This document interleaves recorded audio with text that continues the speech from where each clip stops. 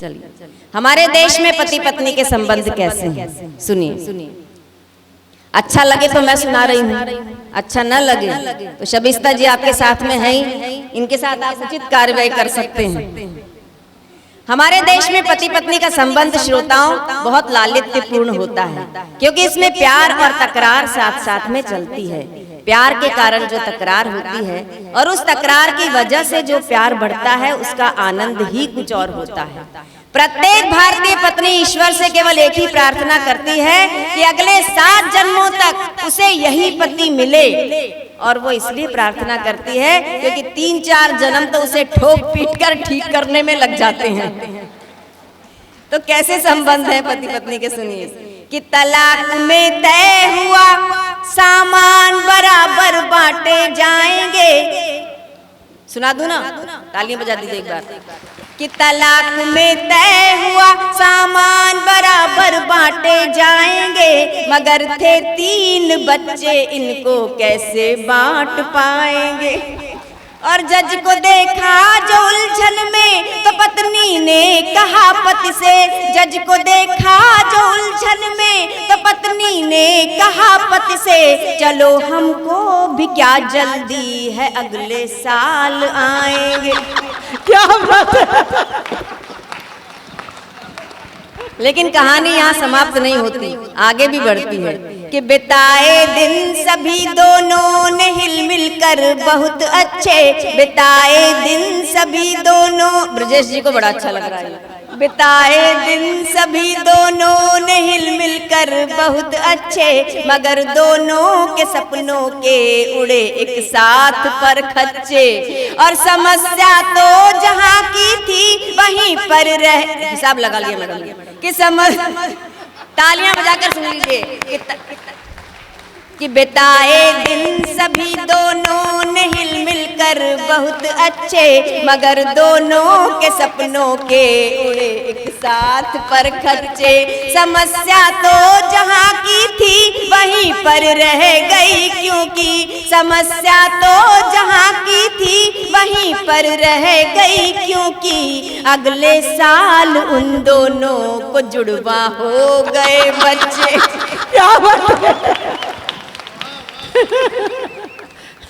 मनुष्य रोते, यही सोचा था ना आपने, वही निकला कि मनुष्य रोते हुए पैदा हुआ, लेकिन उसे रोते हुए जीना और रोते हुए मरना स्वीकार नहीं था, इसलिए उसने हंसने हंसाने की कोशिशें की। आजकल मोबाइल का जमाना है, व्हाट्सएप का युग है, हंसाने का काम व्हाट्सएप करने लगे हैं। लेकिन आजकल के नौजवान प्रेम को क्या समझने लगे हैं, एक मुक्तक सुनाती हूँ, सुनिए कि समर्पित भावनाओं का सदा उपहास करते हैं। मैं बिल्कुल सच बताऊं, मैंने ये मुक्तक एक शादी में मैं गई थी, हमारे परिवार में शादी थी, तो वहाँ जो महिला संगीत का कार्यक्रम था, तो वहाँ बैठे बैठे मैंने ये 4-5 मुक्तक लिखे थे और केवल वहीं सुनाए थे। तो वहाँ कोई कवि भी आए थे, उन्होंने भी सुनने। जब मैं दूसरे किसी कवि सम्मेलन में गई तो उन्होंने कहा वो वाले मुक्तक सुनाइए। मैंने कहा नहीं, ऐसे मुक्तक तो मैं सुनाती नहीं हूँ। तो बोले नहीं, ये बहुत अच्छे हैं, इसे सुनाइए। और जब सुनाने शुरू किए तो हर जगह इसी की डिमांड आने लगी। तो कभी कभी पता ही नहीं होता कि हमारी कौन सी चीज लोगों को अच्छी लग जाए। और उसके बाद लड़के लड़कियों पर तो बहुत सारी कवित्रियों ने लिख लिया इस तरह का।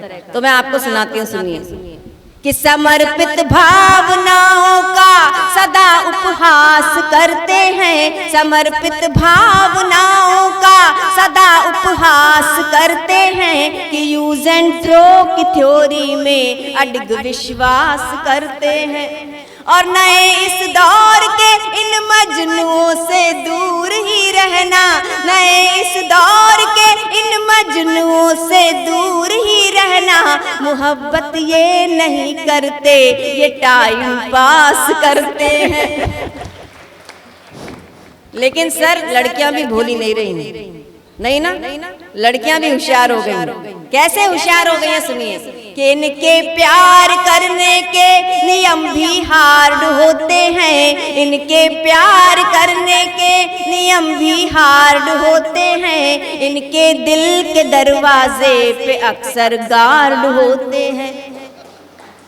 अब मजा आया लड़कों को। एक गार्ड तो वहां बैठा हुआ है, ताली बजा रहा है इनके प्यार करने के नियम भी हार्ड होते हैं, इनके दिल के दरवाजे पे अक्सर गार्ड होते हैं। उन्हीं से दिल लगाती है, उन्हीं पे जान लुटाती हैं, उन्हीं से दिल लगाती हैं, उन्हीं पे जान लुटाती हैं, कि जिनकी जेब में 10-20 क्रेडिट कार्ड होते हैं।